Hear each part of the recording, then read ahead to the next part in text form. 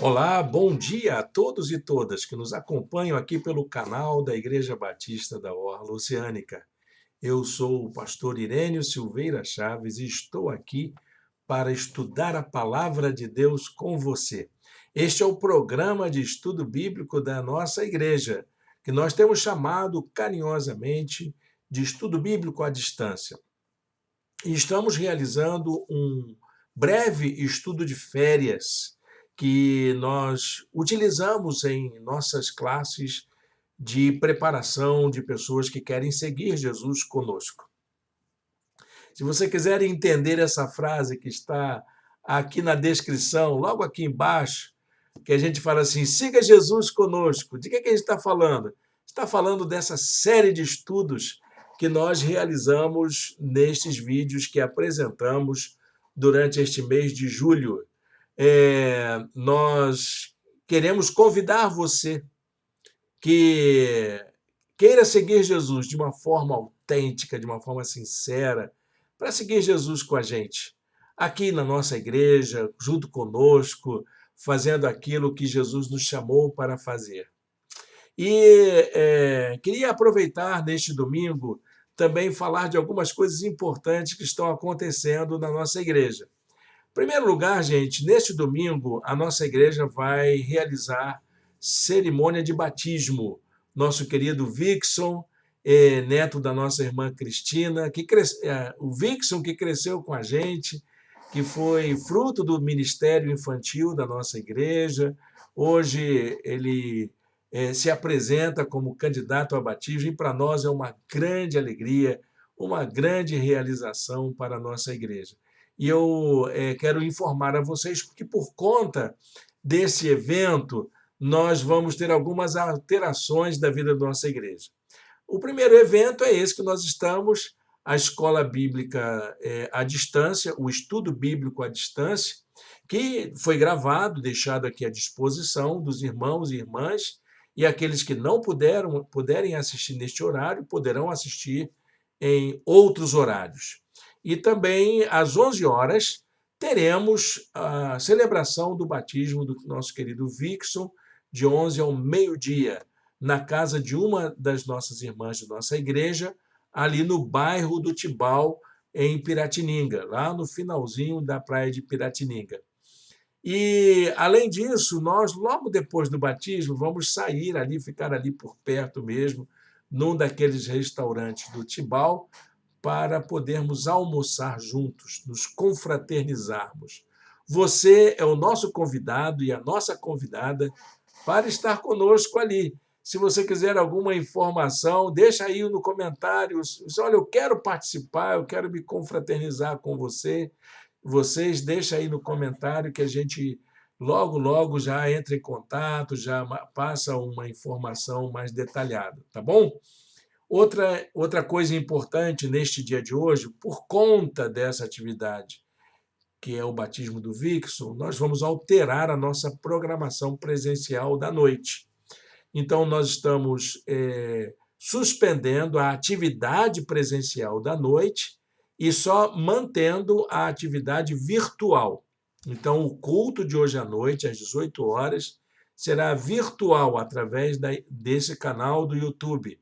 Você pode acessar às 18 horas e haverá a transmissão da mensagem e a oração. Nós faremos a oração intercessória também. Convido você a fazer essas duas atividades conosco durante este domingo às 18 horas, tá bom? Bom, gente, sem mais demora, vamos passar agora ao nosso estudo bíblico propriamente dito. Nós temos acompanhado aí essa série de apresentações em PowerPoint, como nós sempre fazemos, e também temos acompanhado através de apostila. Você pode encontrar essa apostila gratuitamente no blog da nossa igreja. Ele está aí no chat. Eu coloquei no chat agora esse endereço. Você só clicar nele e você já acessa lá. Também está aqui na nossa definição o endereço do nosso blog, nas nossas descrições. orlaoceanica.blogspot.com. Visite ali a nossa página, conheça a nossa igreja, saiba onde nós estamos e, claro, venha seguir Jesus conosco. Então, nosso tema de hoje, nosso tema da última aula, vai tratar sobre o nosso jeito de ser igreja, que é esse momento de você conhecer um pouco da nossa igreja por dentro. Muitas pessoas que chegam na nossa igreja acham que a gente é um pouco diferente. Primeiro, porque não é um templo, é uma casa. Segundo, porque nós não temos uma estrutura formal. Nós realizamos nossas celebrações de forma muito espontânea, de forma muito agradável. Louvamos a Deus, oramos uns pelos outros, recebemos a mensagem do Evangelho, mas fazemos isso de uma forma muito solta, muito espontânea, para que todos e todas se sintam à vontade que queiram estar conosco. Então, nós vamos falar sobre isso, para a gente pensar um pouco sobre o nosso jeito de ser. Porque a igreja tem um jeito de ser. Por que ela é assim? O nosso jeito de ser igreja é a maneira como a gente segue Jesus. Essa é a característica. A gente não segue Jesus por causa de uma regra, de uma disciplina, por causa de uma tradição. A gente segue Jesus porque a gente ama Jesus. E quem é Jesus para nós? Ele é o cabeça da igreja, ele é a cabeça do corpo, que é a igreja. É o princípio, o primogênito dentre os mortos, para que em tudo tenha supremacia. Isso é a razão pela qual somos do jeito que somos, porque o nosso foco é Jesus Cristo. Jesus Cristo. E fazemos isso numa perspectiva bastante humana, bastante solidária, bastante comunicativa, em comunhão. Eu quero convidar você a vir participar conosco de uma de nossas celebrações e acompanhar a nossa série de estudos e mensagens aqui no nosso canal do YouTube. Para a gente tratar desse assunto, a gente tem que partir do seguinte pressuposto. Cada igreja, cada uma comunidade de fé possui o seu próprio jeito de ser. Como a gente já referiu aqui em algum momento, é um princípio que Rick Warren coloca no seu livro Uma Igreja com Propósitos. Ele diz que é preciso todo tipo de igreja para alcançar todo tipo de pessoa. E a nossa igreja tem o seu jeito de ser, tem um estilo de liderança, uma forma de organização que lhe é peculiar. O Novo Testamento não se preocupou em apresentar uma estrutura rigorosa para as igrejas locais.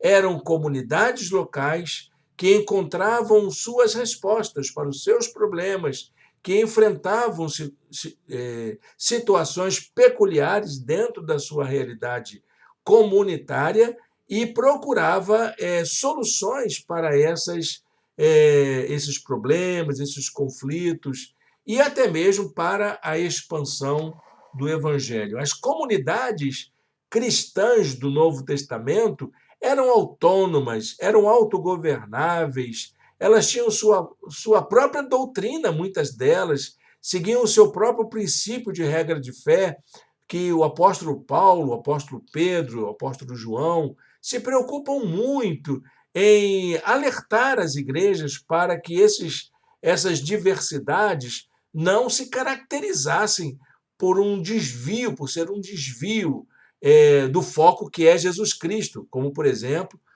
Paulo fala aos cristãos da Galácia, né, na carta aos Gálatas, que ele se surpreendia dos irmãos daquela igreja terem se afastado do evangelho de Jesus e adotado um outro evangelho. Olha que coisa interessante, né?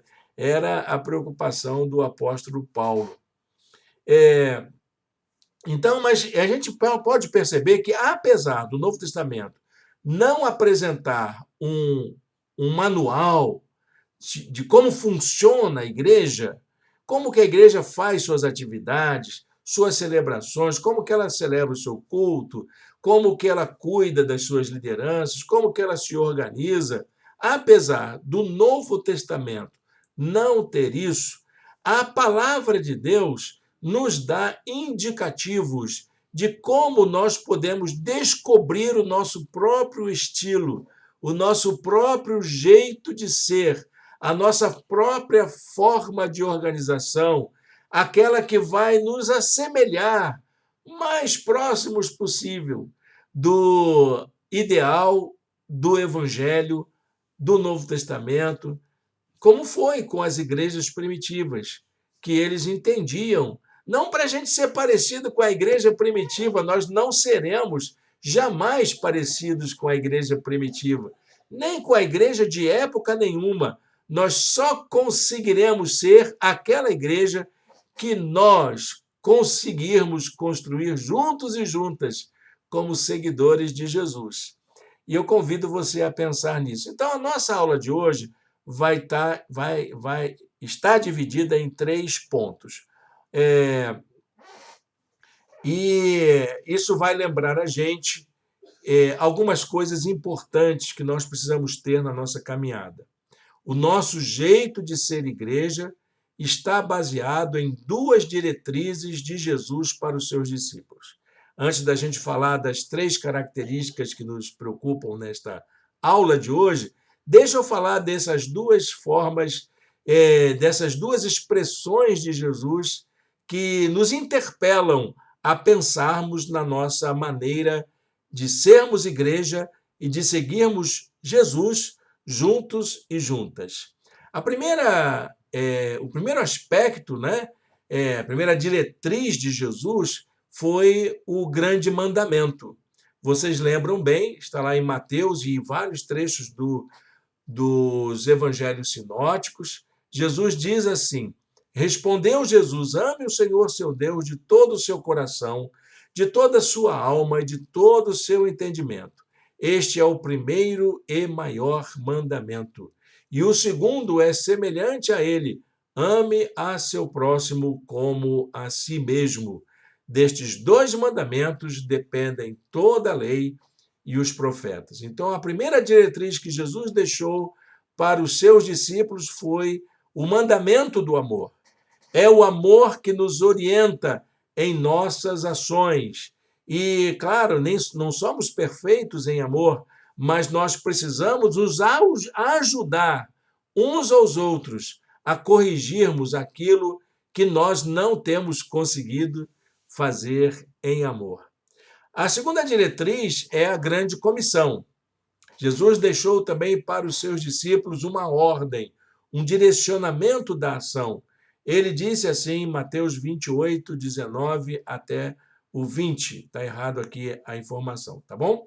Portanto, não vão e façam discípulos de todas as nações, batizando-os em nome do Pai, do Filho e do Espírito Santo, ensinando-os a obedecer a tudo o que eu lhes ordenei. E eu estarei sempre com vocês até o fim dos tempos. A ordem de Jesus para todos os discípulos, para todos os seguidores de Jesus, é fazer outros discípulos entre as nações, entre todos os povos, sem discriminação de raça, cor, gênero, classe social. Enfim, nós não estamos autorizados a fazer qualquer tipo de discriminação ou preconceito. Então, a diretriz do amor e a diretriz da evangelização, do discipulado, isso é aquilo que nos interpela a sermos a igreja que somos. Por que nós somos desse jeito? Porque, em primeiro lugar, nós levamos muito a sério a diretriz do mandamento do amor.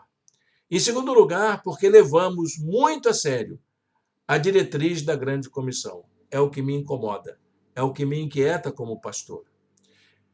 Bom, então, vamos conhecer o nosso jeito de ser igreja. Aí sim nós vamos falar dos 3 aspectos, né? Nós temos uma declaração de missão, que nos é muito importante.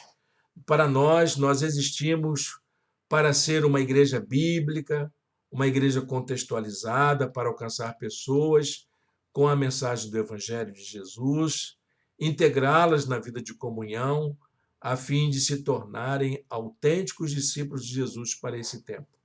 Nós temos trabalhado para isso. Temos também uma visão, sabemos onde queremos chegar. A declaração de missão é aquilo que a gente quer fazer.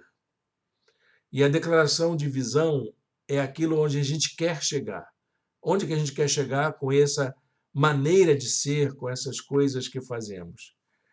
Nós queremos chegar ao ponto, gente, de alcançar pessoas para que pessoas transformem o mundo. Nós queremos ver cristãos e cristãs fazendo diferença no mundo em que vivemos. A igreja está estruturada a partir dos seguintes valores.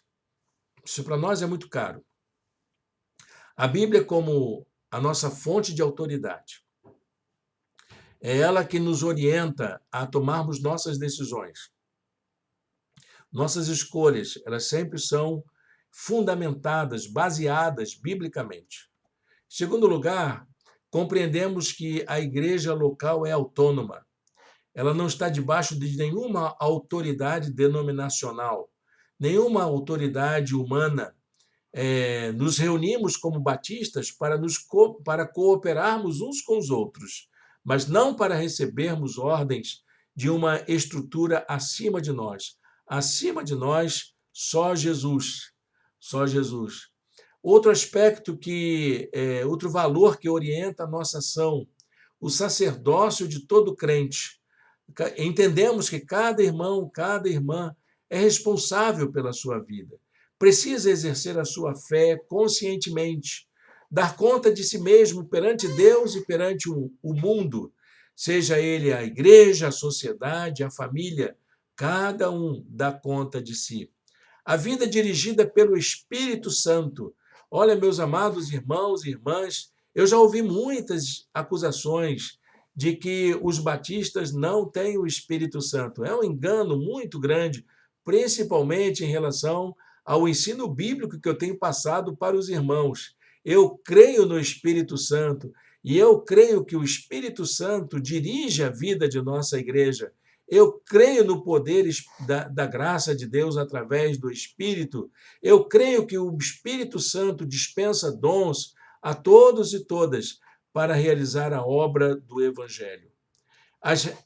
Outro valor, a responsabilidade de compartilhar as boas novas. É nosso dever, não é dever de um só, não é dever de um ou outro, é o dever de todos, é o dever de todos. Embora a gente tenha uma diversidade de ministérios, nós temos também uma única responsabilidade: compartilhar o Evangelho todos os dias para todas as pessoas com quem nos relacionamos. Então, já que falamos sobre isso tudo, medite nessas afirmações da Bíblia que eu vou colocar aqui. Hebreus capítulo 13, versos 8 e 9.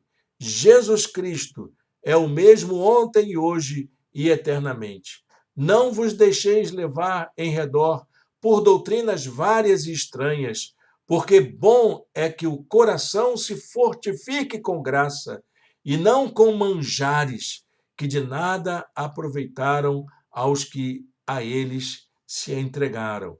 É disso que nós estamos falando, é do Evangelho, é da graça de Jesus, é dessa afirmação que tem orientado a nossa conduta. 1 Pedro, capítulo 2, versículo 5, diz assim: Vós também, como pedras vivas, sois edificados casa espiritual e sacerdócio santo para oferecer de sacrifícios espirituais agradáveis a Deus por Jesus Cristo. Amém? Pense nisso. Essa é a nossa participação, é a nossa parte como membros do corpo de Cristo. Então, Vamos conhecer um pouco da nossa estrutura. Deixa eu falar um pouco sobre essa. Ela aí entra os três aspectos que eu queria falar para vocês sobre o nosso jeito de ser igreja. A nossa igreja tem uma liderança, não é? Nós entendemos que essa forma de ser da igreja é que vai ser determinante para a sua estrutura. Nós não somos uma agremiação, nós não somos uma associação sem fins lucrativos, embora todas essas características do direito civil estejam presentes na vida da igreja e a gente tem que seguir algumas normas legais do nosso país. Mas a igreja, ela é determinada pela sua própria natureza. A igreja, ela é uma unidade, então a igreja ela nunca é departamentalizada, ela age como um corpo inteiro. Qualquer atitude que cause desunião a esse corpo, a essa unidade, ela acaba se constituindo um pecado sobre a própria pessoa. Uma boa estrutura promove a unidade e diminui as dissensões. A igreja também, ela funciona como uma família, é da natureza da igreja ser uma família. Nós atuamos na base do sentimento, do amor fraterno entre irmãos e irmãs. Nós não atuamos na base de repreensão, de castigo, de punição. Não é nossa característica. Não é nosso jeito de ser, estabelecer normas rigorosas que os irmãos não possam seguir. Costumamos dizer que na nossa igreja nós nunca exigimos mais do que a Bíblia nos orienta. É a Bíblia que nos dá o nosso norte. E a igreja também é um corpo. Nós não somos uma empresa. Nós, embora tenhamos até um CNPJ por causa da legislação do Brasil, para que possamos movimentar as nossas transações, somos um organismo e não uma organização. Nós funcionamos como um organismo. Então, as nossas estruturas não são engessadas. Nossas lideranças não são eternas. Nossa forma de ser não é imutável. Nós podemos sempre repensar a nossa maneira de ser.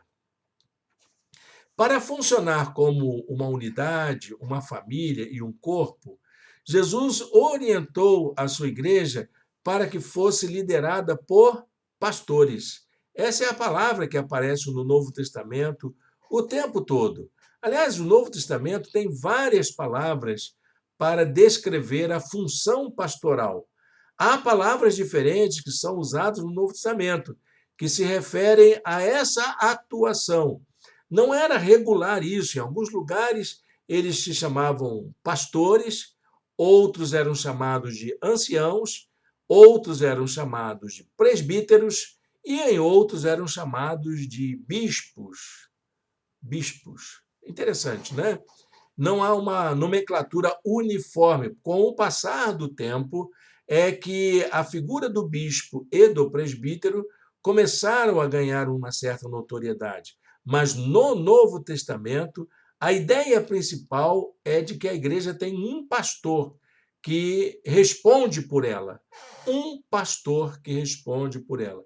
Foi assim, por exemplo, lá no livro de Apocalipse, quando o Espírito Santo orientou a João para escrever às igrejas, ele mandou então escrever a carta aos anjos da igreja, que era assim que João chamava os pastores da igreja. Chamava o pastor da igreja de anjo. Anjo quer dizer mensageiro, que é aquela pessoa que tem a incumbência de apresentar uma mensagem. Apresentar uma mensagem. Não é que o pastor é anjo celestial, criatura celestial. Não, ele é um ser humano e é um mensageiro, que é o pastor. É o pastor. A nossa igreja tem um pastor titular, que tem a responsabilidade de liderá-la a partir de padrões bíblicos. Ele tem o dever de zelar pelo rebanho, constituído de todos os membros, pela sua própria família e pela sua vida moral e espiritual. Nesse momento sou eu, mas o Espírito de Deus é o Senhor da igreja, não é? É Jesus quem comanda a igreja. Pode ser que ele mande outro aí, quem sabe, para continuar esta obra. Eu não estou preso a isso, não, viu, meus irmãos, minhas irmãs? Por favor, não fiquem tristes nem preocupados com isso, mas eu tenho a convicção de que o reino de Deus é que é o meu lugar de trabalho. E quanto à igreja local, Deus tem sempre alguém para poder cuidar dela. E esse alguém é o seu pastor que o Senhor designa para ela. A Bíblia orienta, então, como que os crentes devem tratar esse pastor. Como é que um crente trata o pastor? Eu queria me colocar aqui não como o pastor, não é o pastor que está dizendo. Eu queria ser um membro da igreja dizendo, descobrindo esse aspecto sobre o cuidado com a vida do pastor. Jeremias 3,15 diz: E vos darei pastores segundo o meu coração, que vos apacentem com ciência e com inteligência. Olha aqui, meu querido, minha querida, você que aspira a ser pastor algum dia, a atividade pastoral envolve um conhecimento, que é a ciência, e envolve também uma certa inteligência ou uma habilidade para poder lidar com as causas do reino de Deus. Pense nisso. Não é qualquer um que recebeu um chamado e porque foi para um seminário e porque fez isso e fez aquilo, porque é uma pessoa eloquente, porque canta bonito, que vai ser pastor. Não, o pastorado, ele é designado por Deus. Ele precisa ter o coração de Deus. Ele precisa apacentar o rebanho de Deus com conhecimento de causa, o conhecimento do que é o humano, e precisa ter habilidade, inteligência, foco naquilo que ele está fazendo. Lembrai-vos dos vossos pastores, diz a Bíblia, que vos falaram a palavra de Deus, a fé dos quais imitai, atentando para a sua maneira de viver. É isso que a Bíblia diz. Observem seus pastores, a maneira como eles vivem. Tentem imitá-los, tentem imitá-los. Tentem seguir as suas diretrizes, seus ensinos. Tentem, façam isso, é bom para você. Não é ruim, não. O seu pastor está aí para te ajudar, para servir para você de um exemplo. E eu gostaria que você pudesse dar atenção a isso. Também a Bíblia também diz: obedecei a vossos pastores, sujeitai-vos a eles, porque velam por vossa alma como aqueles que hão de dar conta delas, para que o façam com alegria e não gemendo, porque isso não vos seria útil. Olha, gente, eu reconheço que muitos pastores e pastoras autoritários utilizam esse verso para poder justificar que a ovelha tem que obedecer ao pastor cegamente. Aqui não está dizendo o cegamente. Você encontrou a palavra cegamente em algum lugar aí? Eu não encontrei. Nem a ideia de obediência e sujeição quer dizer subserviência. Não, muito pelo contrário. Essa obediência e sujeição é um ato de humildade e que o pastor precisa aprender a entender que é em humildade que ele vai receber esse cuidado das ovelhas para com as suas diretrizes. O pastor não tem direitos sobre a vida íntima dos seus membros. O pastor não tem direitos sobre as particularidades e os bens dos seus membros, sobre os relacionamentos dos seus membros, mas tem uma palavra de encorajamento. O pastor tem uma palavra de ânimo. O pastor tem uma palavra de fé. É nesse sentido que você deve obedecê-lo. Ok? Porque se você não obedecer nessas áreas, olha, gente, isso não é uma coisa útil para ninguém. Se você não segue as diretrizes de encorajamento, de espiritualidade, de fé, de confiança em Deus que o seu pastor lhe dá, olha, isso não vai ser bom para você, não. Eu lamento de dizer isso. Recebei-os, pois, o Senhor com todo gozo e tende-o em honra. Vou ler de novo. Recebei-o, pois, no Senhor com todo gozo e tende-o em honra. Olha, A figura do pastor é uma das figuras mais mal vistas nos dias de hoje, exatamente por causa do mau testemunho de muitos pastores, principalmente daqueles que têm acesso à mídia, dos grupos com maior poder econômico, os maus exemplos que têm dado. Mas, meus amados irmãos e irmãs, o ministério pastoral é amplo. Quantos homens e mulheres de Deus estão servindo com sinceridade, com humildade, em todas as igrejas por onde nós podemos passar? Preste atenção neles, receba-os no Senhor, acolha-os com alegria, tendo a eles como pessoas honradas que eles e elas são. Bom, a igreja também tem uma forma de organização. Como é que a nossa igreja se organiza? Para auxiliar o pastor em seu trabalho, porque o pastor não trabalha sozinho, né? O pastor, ele cuida da mensagem, ele cuida do aconselhamento, ele cuida da vida espiritual da igreja, mas ele não trabalha sozinho.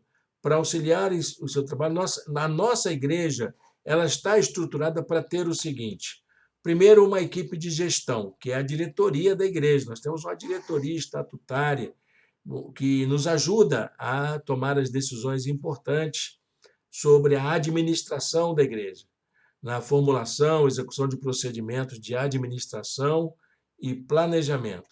Nós temos uma base de propósitos. São irmãos e irmãs que nos ajudam a pensar a evangelização, a adoração, pensarmos a comunhão, pensarmos também as formas com que nós vamos nos confraternizar, como vamos acolher os novos membros, enfim, são esses irmãos e irmãs que nos auxiliam.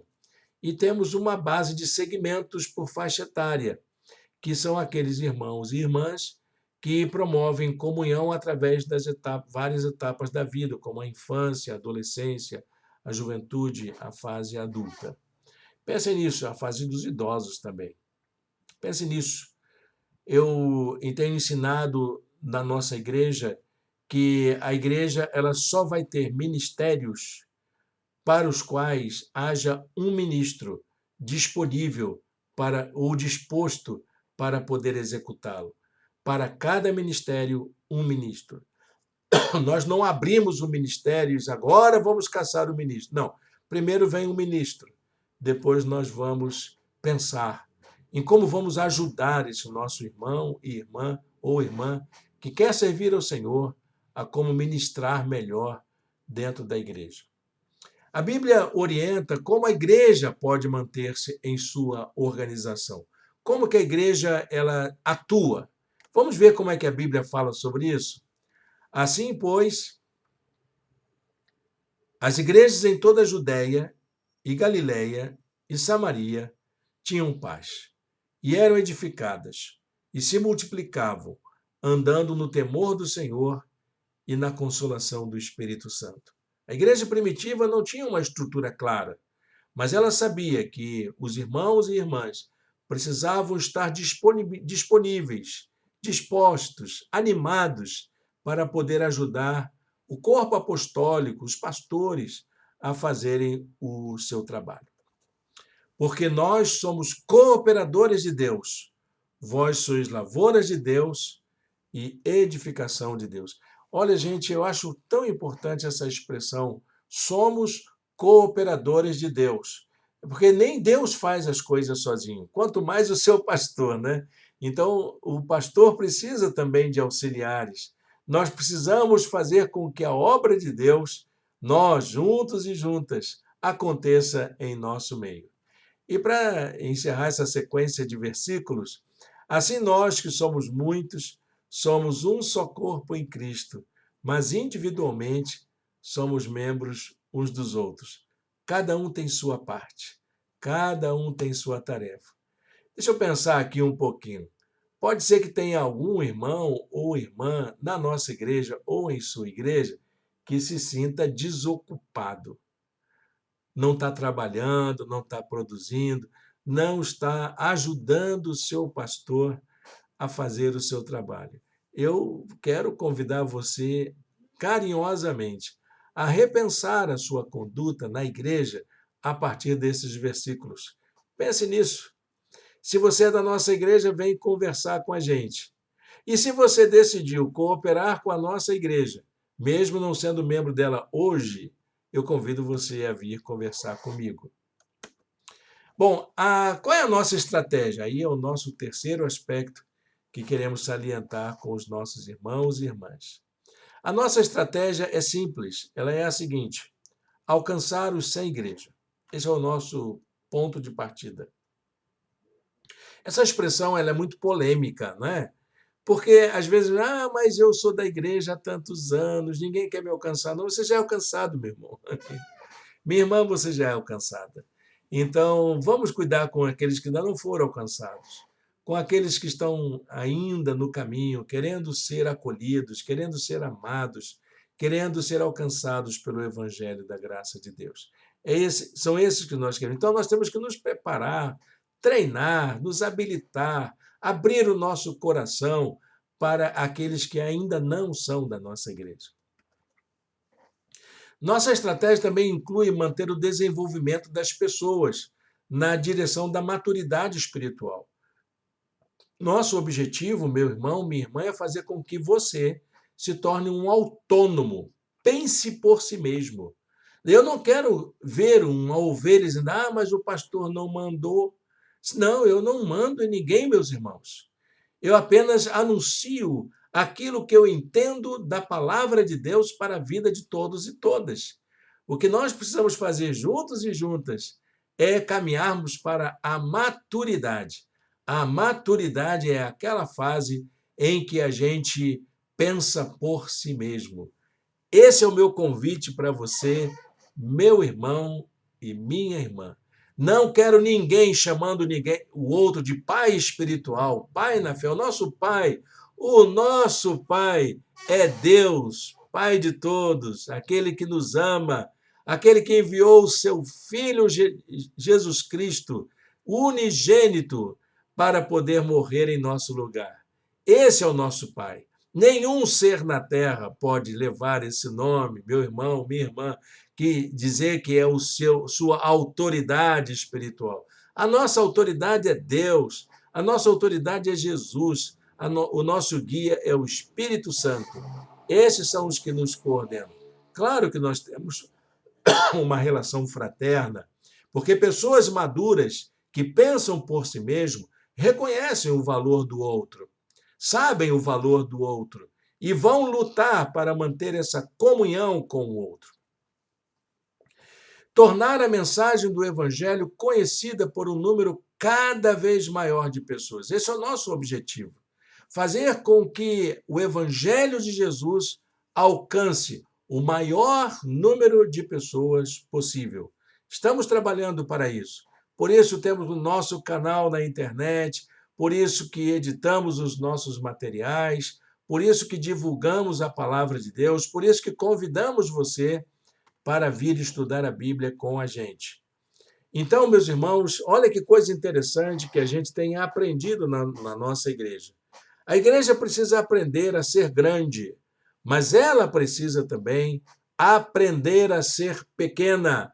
A nossa pequena igrejinha, ela tem aprendido suas formas, ela tem lutado, ela tem sobrevivido.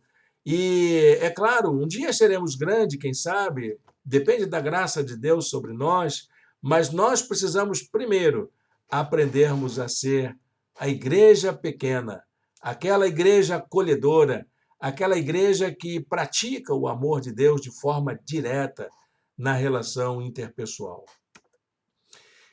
Para que a gente possa ser isso, né, a gente tem algumas oportunidades importantes. Para tanto, nossa igreja oferece oportunidades de adoração e encorajamento durante as nossas celebrações do domingo. Nossos cultos são encorajadores, são para preparar a gente para viver a vida que nós temos que viver no dia a dia. Nós também recebemos da nossa igreja cuidado e apoio mútuo através de pequenos grupos. Nosso pequeno grupo do bairro de Caraí está aberto para você, né? Você é o nosso convidado para estar ali conosco.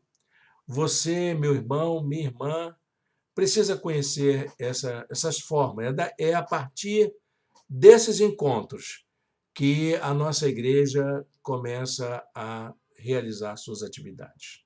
Você não conhecerá tão bem a nossa igreja enquanto não participar de um pequeno grupo. Bem, meus irmãos, nós estamos chegando aqui ao final da nossa reflexão. Eu queria deixar essa palavra com os irmãos para que você guarde no seu coração. Todos os dias, no templo e nas casas, que era assim que a igreja primitiva fazia. Ela se encontrava no templo judaico, não era um templo cristão construído para isso. E também nas casas das pessoas que abriam as portas de sua casa para poderem se reunir. Todos os dias, no templo e nas casas, não cessavam de ensinar e de anunciar a Jesus Cristo. Amém? Muito bem, gente, para você pensar aí durante essa semana que se inicia, que Deus guarde o seu coração, guarde sua vida. Eu gosto muito dessa palavra porque ela é encorajadora para mim. Eclesiastes 10, 10. Se estiver embotado o ferro e não se afiar o corte, então se deve pôr mais forças. Mas a sabedoria é excelente para dirigir. Pense nisso. Pense em você, meu irmão, minha irmã, numa ferramenta. Uma ferramenta bem amolada, bem afiada, bem preparada para poder ser utilizada.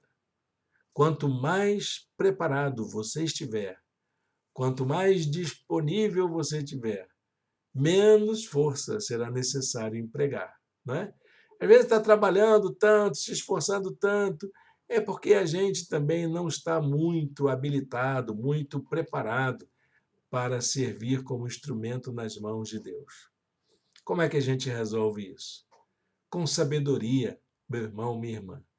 A sabedoria é que é excelente para dirigir a nossa vida, para nos ajudar a tomar as decisões melhores. Amém? Deus o abençoe nesta manhã. Quero orar com você, convidar você a fazer uma oração comigo. Feche seus olhos, ore ao Senhor. Senhor Deus, eterno Pai, muito obrigado, Senhor, por esta noite, pelo teu cuidado, pelo teu carinho, a tua compaixão sobre a nossa vida. Dirige os nossos passos, Senhor, como igreja. Muito obrigado, Deus, pelas lições que aprendemos aqui. E que tudo, ó Deus, que foi nos passado possa ficar gravado em nosso coração, servir de guia para a nossa atuação e fazer de nós cooperadores uns dos outros na tua obra. Nós precisamos, ó Deus, ser despertados por isso. Precisamos de um grande avivamento, ó Deus. Por isso clamamos ao Senhor em nome de Jesus. Amém e amém. Bem, para reforçar aqui a nossa agenda de hoje. Agora, às 11 horas, estaremos lá no bairro do Tibau para o batismo do nosso querido irmão Vixson. Então, será às 11 horas. Ao meio-dia, teremos um almoço de confraternização ali também no bairro do Tibau. Se você quiser participar, peça a informação, coloque aí nos comentários que você quer participar e a gente vai te dizer onde a gente está, tá bom? E logo mais à noite, às 18 horas, a nossa reunião será virtual, não será presencial. Nossa igreja estará fechada hoje, nosso salão, nossa casinha estará fechada hoje, mas nós estaremos aqui no canal do YouTube apresentando a mensagem do Evangelho e fazendo nossa reunião de intercessão, de oração uns pelos outros. Convido você a estar conosco. Deus o abençoe, Deus lhe dê uma manhã de paz e de alegria na presença do Senhor.